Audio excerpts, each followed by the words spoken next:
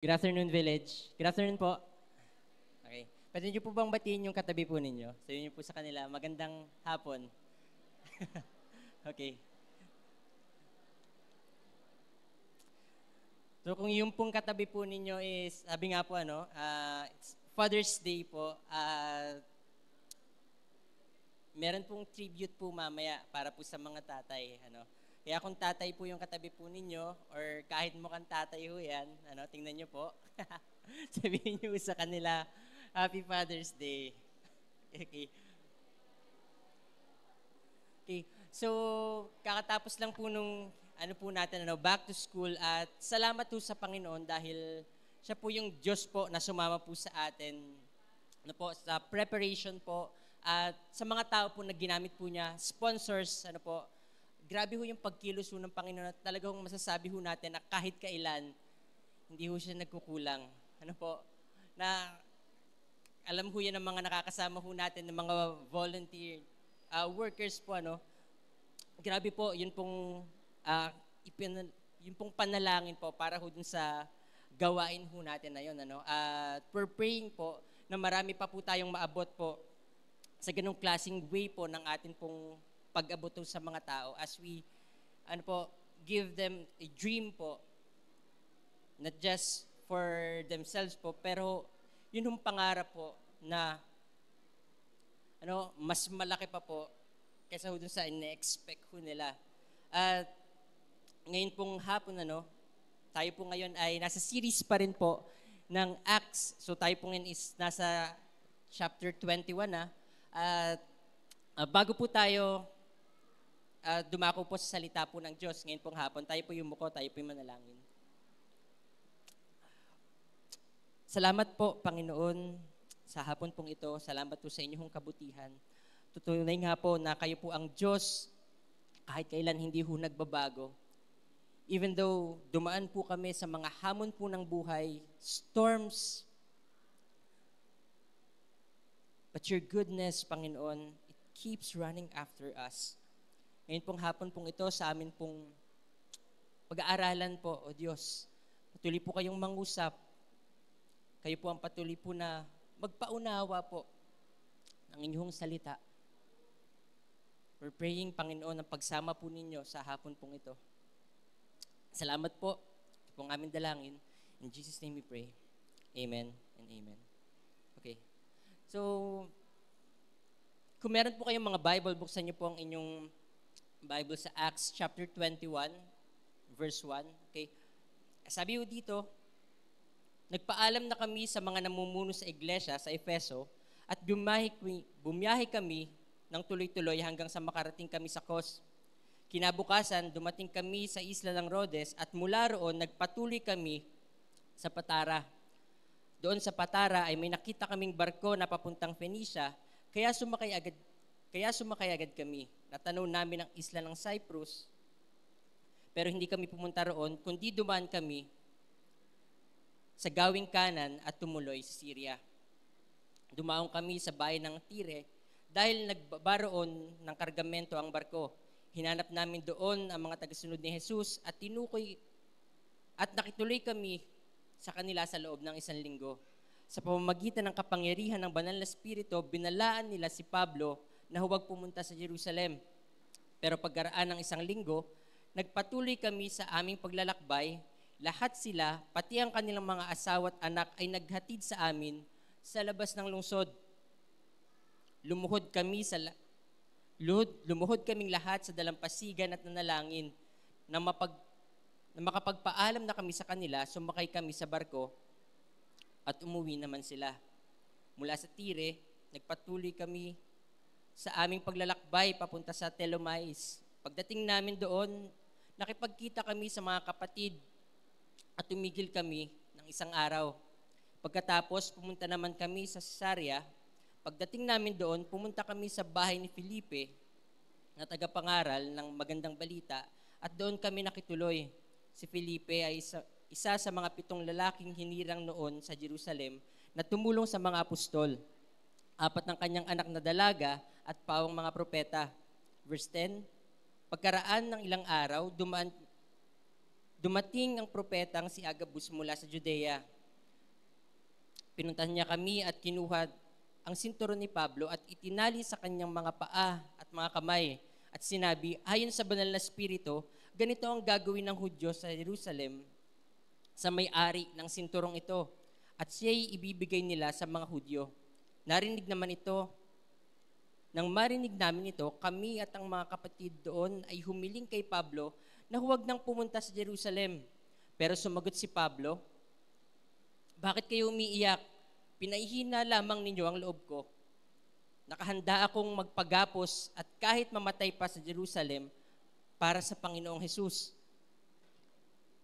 Hindi talaga namin mapigilan si Pablo, kaya sinabi na lang namin, matupad sana ang kalooban ng Panginoon. So nung time po na ito, ang dami na hong napuntahan po ni Paul na lugar at kung saan nag-share po siya ng salita ng Diyos. At itong time ho na to, nung meron hong pumunta ho sa kanila, ito yung sabi ho kay Pablo ito yung mangyayari sa'yo. So nagkaroon ho ng demo, tatali yung kamay at saka yung paa mo. Pag pumunta ka pa doon, Pero yung sabi ho ni Paul, pero sumagot si Pablo, bakit kayo umiiyak? Pinahihina lamang ninyo ang loob ko. Nakahanda ako magpagapos at kahit mamatay pa sa Jerusalem para sa Panginoong Hesus. Grabe po yun hong tapang ho ni Paul. Buhay na ho yung nakataya ho dito. Patay na ho kung patay. Tingnan niyo po yung katabi po ninyo. Tingnan niyo ho. Ang dami na ho nating naririnig po na kwento patungkol ho kay Paul. Hindi lang ho kay Paul, kundi dun po sa mga tagasunod ho ng Panginoong Hesus na grabe ho yung pagsunod. Grabe ho yung tapang na wala na ho silang pakialam. Basta ho, alam ho nila kung ano ho yung pinapagawa ho sa kanila ho ng Diyos. At meron lang po papakita ho sa inyong picture. Sino po yung nakakaalam ng movie po na Braveheart? Braveheart. Sino po? Isa, dalawa. Okay, mas marami po yung tinapay na pwede nyo kainin mamaya. Mga 5. Okay, joke lang po. Ito po, sino po yung nakakilala po dito? Oo nga po Okay. So, meron lang po akong clip na ipapalabas po mamaya, pero sa mga kabataan po na ngayon lang po nakarinig nitong movie po na to, panoorin ho natin or pwede ho natin siyang ipalabas po, sinilakbayin. So, mag-set ho tayo ng time. Pero sabi nga po, balik tayo dito, sino ho yung nakakilala ho dito? Sir Mike, sino siya? Okay po, itong taong ito, siya po ay epic film po na dinirect po ni Mel Gibson as William Wallace po at siya po yung legendary Scottish warrior po na nanguna dun po sa First War of Scottish po para doon sa kalayaan ho nila. So yung nangyari po doon, nakita niya po yun pong mga ginagawa po ng mga puti po, mga tao ho doon. Kaya yung nangyari po, nagkaroon po ng parang revolutionary army nung time ho na yon. Meron ho silang pinaglalaban Meron ho silang pinaglalaban po. At hindi lang ho, basta ho, isang laban po para lang ho sa kanilang sarili, kundi para din ho sa nakararami, para ho dun sa bayan. Kaya nga po, the question for us, ngayon pong hapon pong ito, lumalaban po ba tayo? Meron pa ho bang laban ho sa puso ho natin, as we continue our journey, whether you're magulang ka or estudyante ka or young adult ka, tanong ho sa atin, meron pa rin ho ba tayong pinaglalaban ho sa buhay? Meron pa rin ho bang apoy ho sa puso ho natin na ito yung dahilan kung bakit ako nabubuhay? Meron pa ho ba sa atin? Tingnan niyo po yung katabi po ninyo, pwede niyo husang tanungin. Sige po, tanungin po ninyo. Sa mga panahon ngayon, ano na yung mga pinaglalaban mo sa buhay? Ano yung mga kaya mong gawin para magawa mo lang yung mga gusto mong gawin, Or should I ask po, meron pa bang laban ho sa puso ho natin? Yung laban po na ibinigay ho ng Diyos, mission po na ibinigay ho, na inilagay ho ng puso, nilagay ho ng Diyos sa puso ho natin, meron pa ho ba? Sabi nga po, patapos na ho tayo sa patapos na po tayo sa series ho natin. Chapter 21 na ho tayo. Ang dami na ho nating narinig po na kwento. Ang dami na hong buhay po yung narinig ho natin dito sa kwento ho ng Acts. Pero, tanong ho sa atin, meron ho bang nabago ho dun sa puso? Sabi nga ho ni Kuya Waltz meron ho bang nabago ho dun sa puso ho natin? Just like Paul, nung papunta ho siya sa Jerusalem, binalaan ho siya Ito yung mangyayari sa'yo kapag pumunta ka dyan sa Jerusalem. Tutuloy ka pa rin ba? Ano yung sabi ho ni Paul? Huwag niyong pahinain yung loob ko. Ba't kayo umiiyak? Ano yung sabi ho niya? Basahin ho natin. Verse 13 po. Pero sumagot si Pablo, bakit kayo umiiyak? Pinahihina lamang ninyo ang loob ko. Nakahanda akong magpagapos at kahit mamatay pa sa Jerusalem para sa Panginoong Jesus. Para ho ito sa Panginoong Jesus. Dahilan ho kung bakit niya ho ito ginagawa para ipakilala po ang Panginoong Jesus dun sa mga tao na wala pa hong pagkakilala ho sa Kanya. Saan po dito yung mga kabataan po? Pwede po bang pakitaas po ng kamay? Mga kabataan, or kahit yung mga feeling bata, sige po, taas po natin yung kamay po natin. Ano yung mga pinagkakaabalahan ho natin sa mga panahon ho ngayon? Saan ho tayo mas nabibisi? Saan ho natin nauubos po yung panahon ho natin? Pasokan na ho ulit, Pero sana po, makita ho natin yung kilos ho ng Diyos. Makita ho natin na meron hong tawag ho ang Diyos ho sa atin. Hindi lang ho sa mga kabataan, kundi sa lahat po na nakakilala ho sa Panginoong Hesus. Mapamagulang man ho tayo, meron hong tawag ang Diyos ho sa atin. Problema ho sa atin, alam ho naman ho nating may Diyos Kaya nga ho tayo nandito Alam na ho natin yung ginawa ho ng Panginoong Hesus para ho sa atin. Pero sabi nga, hindi lang naman ho yun Meron hong tawag ang Diyos ho sa bawat isa. Meron hong gamit ho ang bawat isa. Kaya nga ho, kailangan ho, alam ho natin yun. Hindi lang ho, alam nyo yun, hindi lang ho, naligtas na lang ho tayo, then tapos na. Hindi lang ho ganun Tanong ho sa atin, meron ho ba tayong pakialam ho sa ibang tao? Meron ho ba tayong pakialam ho sa iba? Alam nyo po, kagabi po yung service ho namin sa Puktol, salamat po sa Panginoon dahil yun po mga kids art po na naturuan po doon at yung mga lumaki na is bumabalik po. At akita ko sila kagabi at grabe ho yung iniiyak ho sa Panginoon. Panginoon, sabi ko sa Panginoon, tulungan niyo ho kami na maalagaan ho itong mga bata hong ito. Ang laki na ho nung investments ho natin Hindi niyo ho ba nare-realize? Ang laki na ho ng investment ho natin. Ginagawa ho natin ito para ho sa Panginoon. Pero sana ho makita ho natin yung kalalagayan po ng mga kabataan ho ngayon. Sana ho makita ho natin yung bigat kung bakit ho natin ginagawa itong mga bagay ho na ito. Ang dami hong bata kasi. Ang dami hong naging recipient. Top 1 ho kami.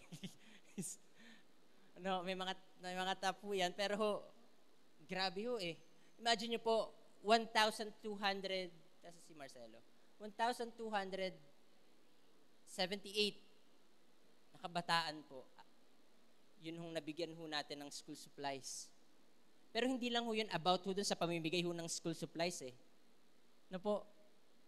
Tanong ho sa atin, ano ho yung sunod ho na step na gagawin ho natin after ho nun? Sabi ko ho sa kanila nung meeting ho kami, kailangan nating mag-train ng mga panibagong kids art teacher.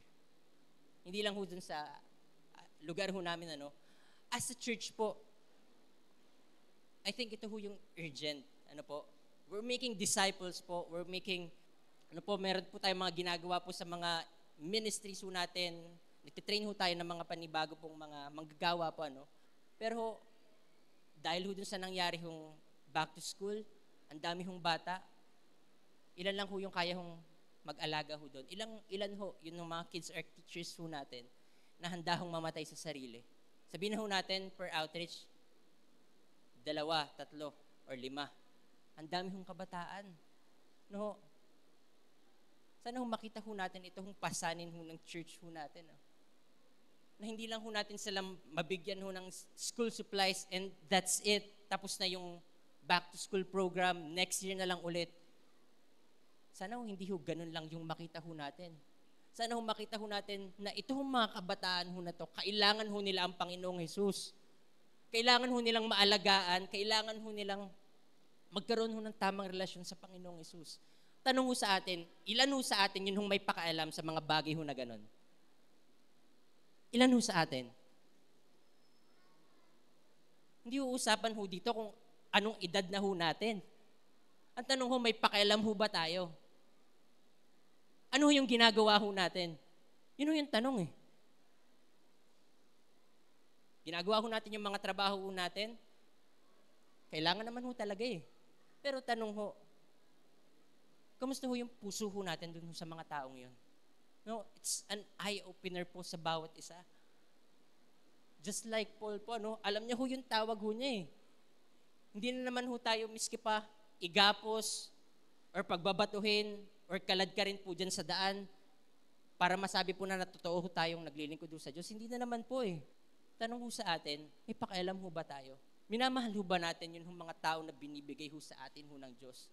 Kasi kung meron ho tayong pagmamahal ho sa puso, hindi ho tayo papayag na wala ho tayong gagawin. Hindi ho tayo papayag po na ilang taon na nandiyan ka pa rin sa upuan mo, wala kang ginagawa para sa Panginoon. Wala pa rin ho tayong ginagawa. Bahala na sila. Marami na naman sila eh. Kaya na naman nila yan. Pero sana ho, this year po, pag-pray ho natin sa Panginoon, ano po, yun ang totoong malasakit po sa mga tao. Hindi lang ho nakafocus dun sa sarili ho natin or sa goals ho natin, kundi ho, nandoon na rin ho tayo sa mga, nakikita na rin ho natin yung pangangailangan po ng gawain. Nakikita na rin ho natin na kailangan ho ng mga tao na makilala ang Panginoong Hesus. Hindi ho natin kaya kung tayo-tayo lang, hindi lang ho kaya ng mga pastor ho yan, ng life group leaders ho yan. Hindi ho eh. Titingnan nyo ho, ilan lang ho dito yung mga life group leaders, ilan lang ho dito yung mga committed workers. Bilangin ho natin, compare ho natin sa mga tao na wala pa hong pagkakilala sa Panginoong Hesus. Ang lawak po ng anihin, pero kukunti ho ang tagapag-ani. Ano ho yung ginagawa ho natin sa mga panahon ho ngayon? Sabi ho ni Ryan Holiday, it takes courage to care. Only brave believe, especially when everyone else is full of doubt. They will laugh at you. Losers have always gotten together in little groups and talk about winners. The hopeless have always mocked the hopeful.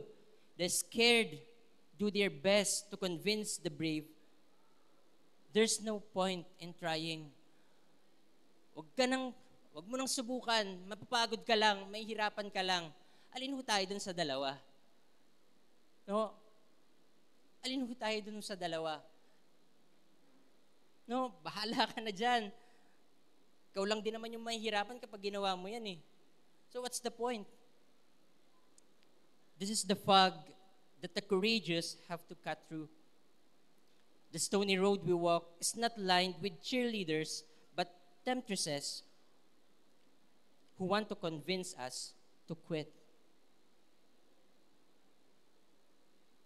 It takes strength to stay pure, to keep caring and sincere. Be not afraid of greatness, Shakespeare said. Let it enter your blood and spirit. Fight for it. Who cares if they don't understand? Who cares if they don't understand? Yun ang mga ginagawa ho natin sa Panginoon. Marami hong magsasabi na, bakit mo ba ginagawa yan? Ano ba yung mapapala mo dyan? Inuubos, nagtatrabaho ka, tapos yung sahod mo, uwi ka ng, nasa Manila ka nag-work, uuwi ka dito ng San Juan every week. Ano mapapala mo dyan? Pagod. Pinapayaman mo lang ho yung bus. At mga naririnig ho natin ganun eh. Karang kay Pastor said, ganun din po. Pero tanong ho sa atin, doon na lang ho ba tayo nakatingin?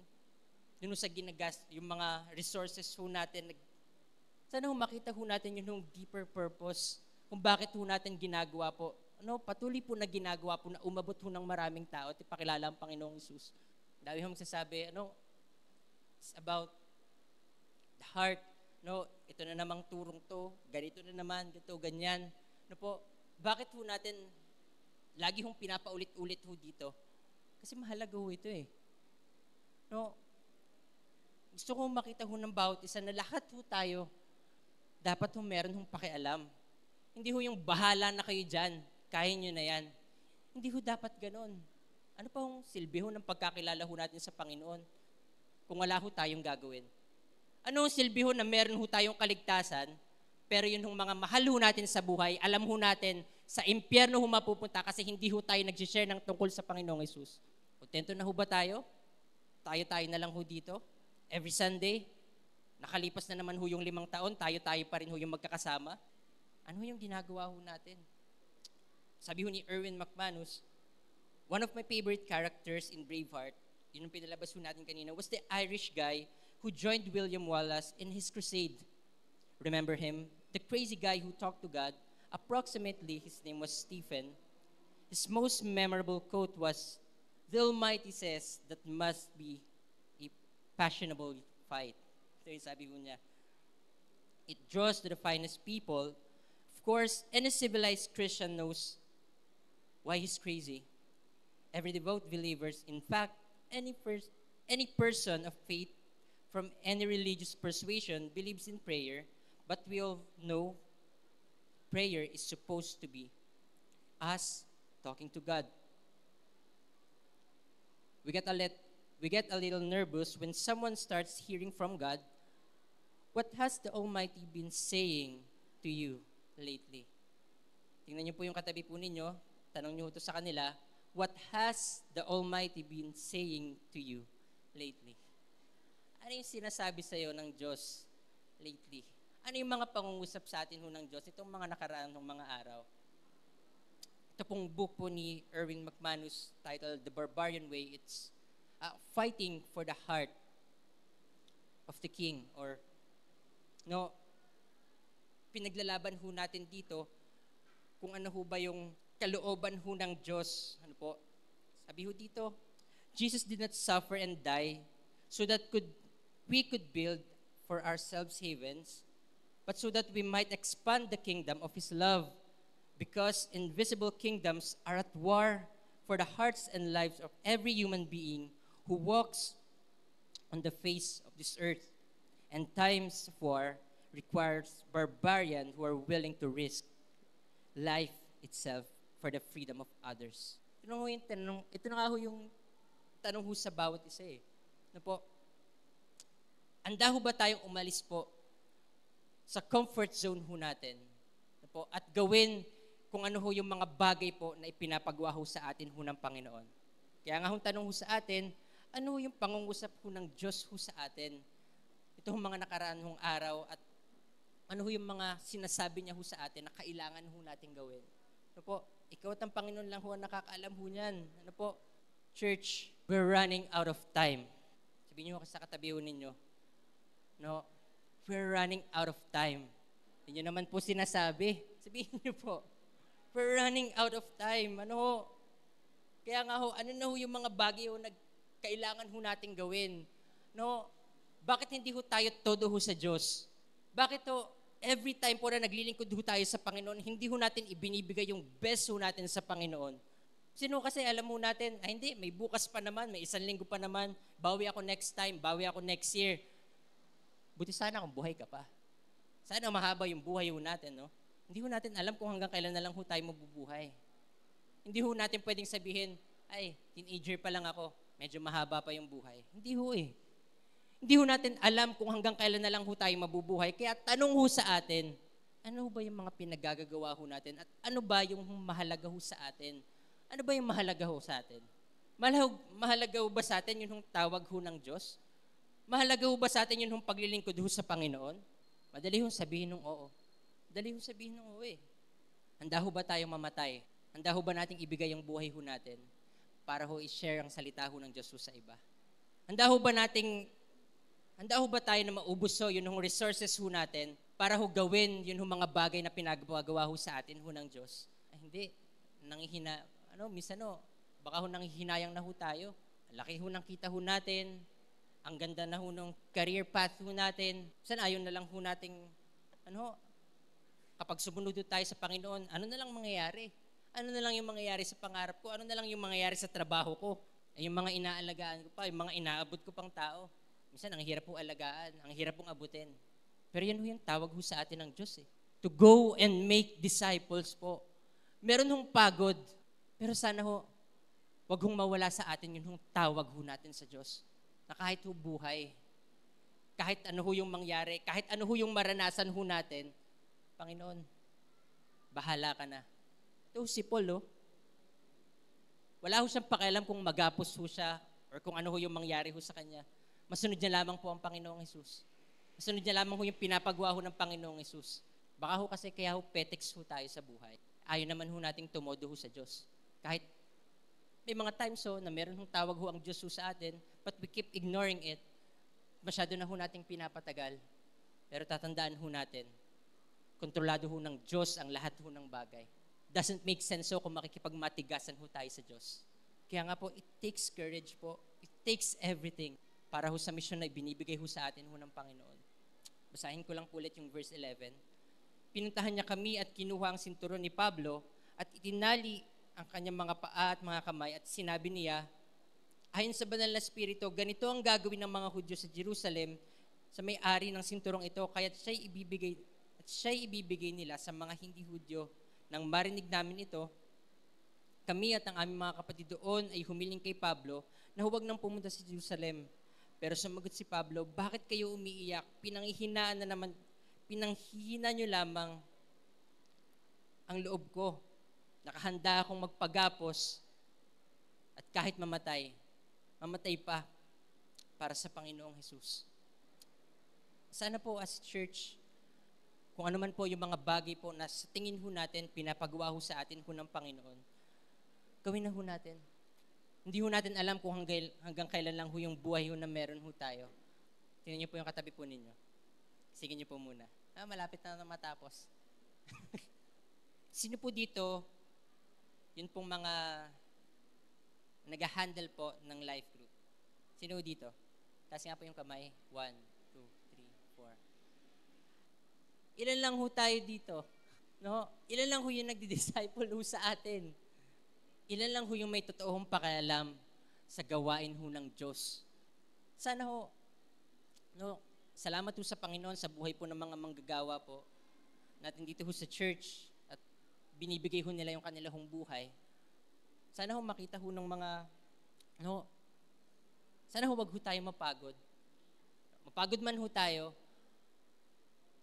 pero meron naman hong pahinga. Rest if you must, but don't quit. Rest if you must, but don't quit. Hindi ho natatapos po yung hamon ho ng buhay. Meron hong highs and lows. At lahat ho tayo makakaranas ho nun. Pero hindi ho magbabago. Yun hong tawag ho ng Diyos. Yung pangako ho ng Diyos ho sa atin. Nasabi niya ho sa atin, pangako niya, I will be with you to the ends of this age. Pero sana ho, wag lang ho nating tingnan yun hong pangako ho ng Diyos ho sa atin. Okay ho na meron ho tayong pinangahawakan hong pangako ho ng Diyos. Pero sabi ko nga po, wag lang ho yun yung tingnan ho natin. Tingnan din ho natin yun hong mga tao na sumusunod ho sa atin. Yun hong mga tao na inaalagaan ho natin. Hindi lang ho sa church, kundi po sa bawat magulang po na nandito, kung paano ho natin alagaan yun hong pamilya ho natin, kung paano ho natin ipanalangin po ang pamilya ho natin. Ba't tayo po bilang mga tagapag-alaga, bilang mga magulang, sana ipanalangin ho natin na Panginoon, sana yung mga ginagawa ko, makita ito ng mga anak ko, makita ito ng mga inaalagaan ko. May the fire of my devotion light their way. Sana ho yung bawat ginagawa ko sa bawat paglilingkod ko, makita ito ng mga tao na inaalagaan ko. Yung mga anak ko, sa mga anak ho natin, sana ho makita ho nila. Sana ho meron ho tayong ganong klase ho ng prayer. Especially ho sa mga tatay, since Father's Day ho ngayon. Sana ipanalangin ho natin na makita ho ng mga anak ho natin kung paano ho tayo nagtatapat ho sa Diyos. Kung paano ho tayo naglilingkod ho sa Diyos. Kung paano ho tayo nagiging mabuting ehemplo po sa mga anak ho natin, sa mga inaalagaan ho natin. Maging ilaw po para ho sa kanila, makita ho nila na even though meron hong hirap, meron hong sufferings, still tutuloy ho. At yun din ho yung ipinapanalangin ko personally. At sana ho, ganun din ho yung ipanalangin ho natin. Panginoon, lahat ho, ng mga inaalagaan ko, or nung pamilya ko, sana ho makita ho nila na yung paglilingkod ko sa Diyos. No, makita ho nila ako nagtatapat, naglilingkod sa Diyos. Though hindi ho perfect. Hindi ho perfect. Pero ando dun ho yung willingness na ibigay ho yung buhay para ho sa Panginoon. Kasi sino ho ang Diyos? No, siya lang naman ho yung nagbigay ho ng buhay ho sa atin. So yung Diyos po na bumaba dito ho sa lupa, inala yung buhay para ho sa atin. No?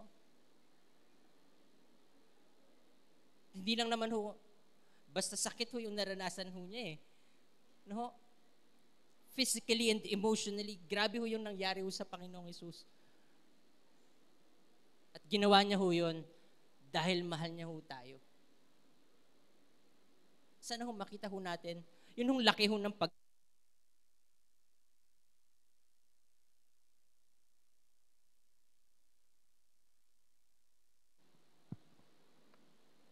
Sana ho makita ho natin yun hong laki ho ng pag-ibig ho ng Diyos.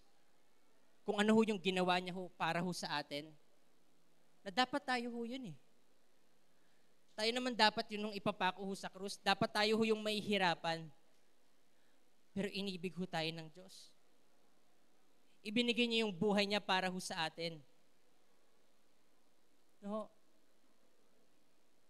At ito ho yung dahilan kung bakit ho natin ginagawa po na umabot ho ng marami hong tao. Kasi gusto ho natin na ipakilala din ho sa kanila ang Panginoong Hesus eh. Kasi ito ho yung kailangan ho nila. Yun ho yung mission ho natin. Every day po, ipanalangin ho natin sa Panginoon, Panginoon,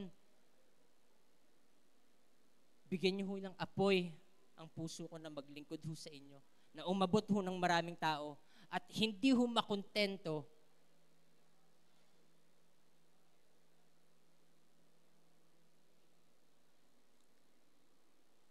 na tayo lang ho yung nakakilala ho sa Panginoon. Tayo pong lahat ay tumayo.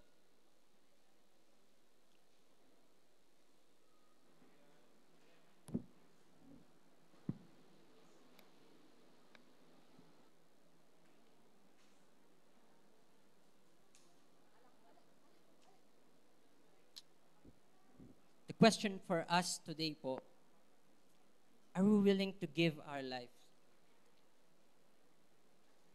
para ho sa Panginoong Hesus? Are we willing to surrender everything para ho sa Panginoon? Ikaw at ang Panginoon lang ho ang nakakaalam ho ng sagot.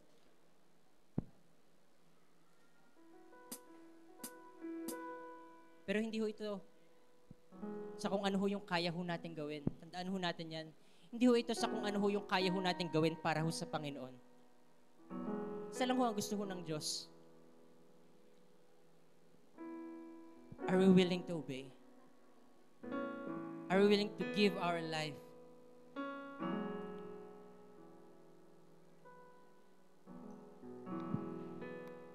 Diyos ho ang magbibigay ho sa atin ng isa hong puso na handa hong tumugon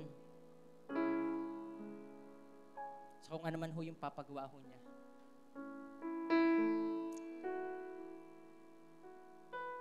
Huwag ho natin tingnan ho yung sarili ho natin. Tingnan ho natin kung ano ho yung kayang gawin ho ng Diyos sa atin kapag sumunod ho tayo sa Kanya. He will give us brave heart to say yes to His invitation po, to give hope and spread the gospel in this broken and sinful world.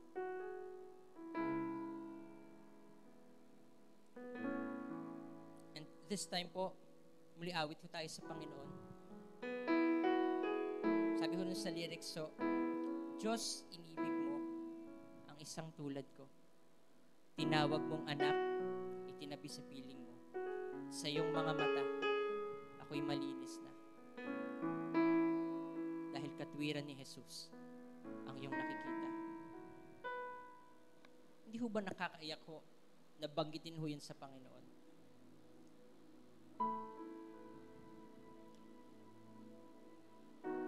Tayo ho yung mga tao na pinag-alayan ho ng Diyos, ng buhay. Sa kabila ho ng mga kasalanan ho natin, pinatawad niya ho tayo. Kung titingnan ho tayo ng Diyos Ama, ang nakikita niya na ho sa atin ay ang Panginoong Jesus. Kaya nga po, sino mang sasampalataya sa Panginoong Jesus ng Biblia,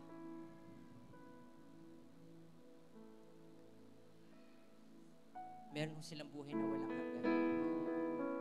Hindi ho sila naging matuwid, hindi ho tayo naging matuwid dahil ho sa mga ginagawa ho natin.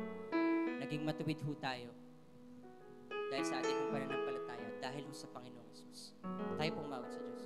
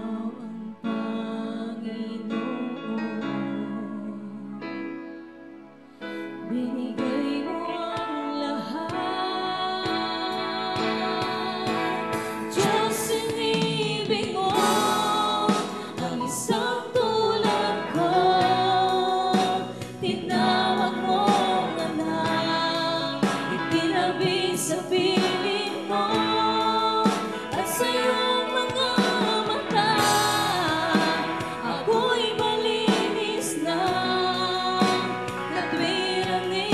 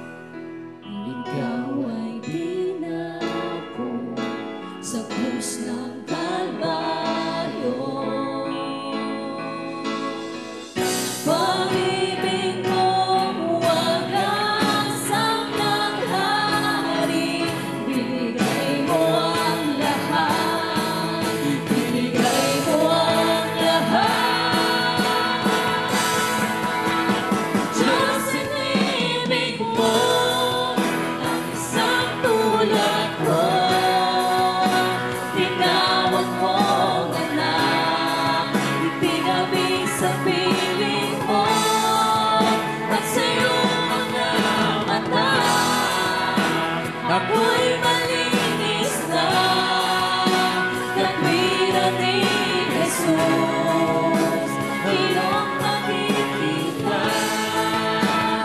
Diyos, hinihingi ko ang isang tulad ko. Tinawag mo, anak, itinabi sa piling mo, at sa iyong mga mata, ako'y malinis na, katwiran ni Jesus, ang iyong nakikita.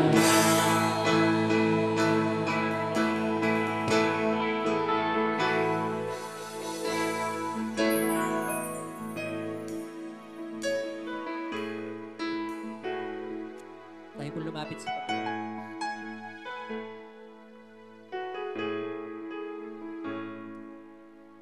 Panginoon, salamat po. Salamat po sa inyong ginawa, O Diyos.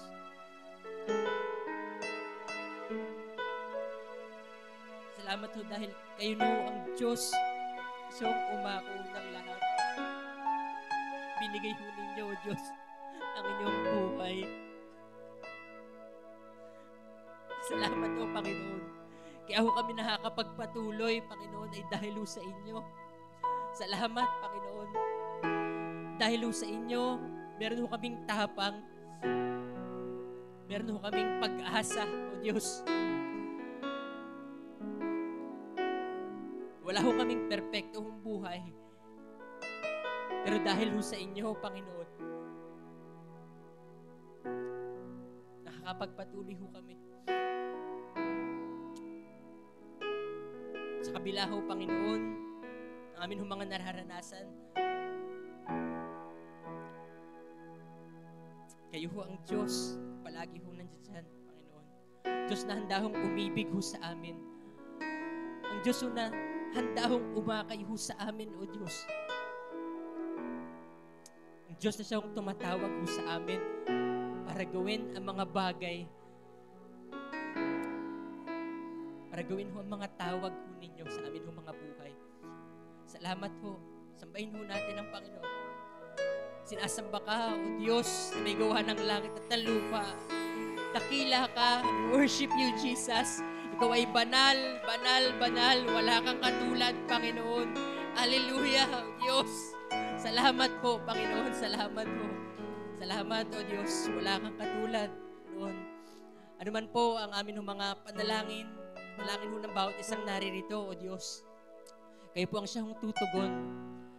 Salamat ho dahil kayo ang Diyos na palagi hong nandiyan. We pray, Panginoon, na patuloy niyo pong bigyan ng tapang, bigyan ho ng pakialam po ang bawat isa para ho sa inyong gawain. Magkaroon ho ng malasakit ho sa iba, O Diyos. Samahan niyo ho kami palagi sa amin hong lakbayin, O Diyos. Just like the early Christians, bigyan niyo rin ho kami ng puso po na handa hong sumunod ho sa inyo. Salamat po. Salamat po sa hapon po ito. Wala ho kami ibang tinataas kundi ikaw lamang. Sa inyo po lahat ng papuri, ang pagsamba at pagdakila sa pangalan ng Panginoong Hesus na aming Diyos. Amen. Amen. Magandang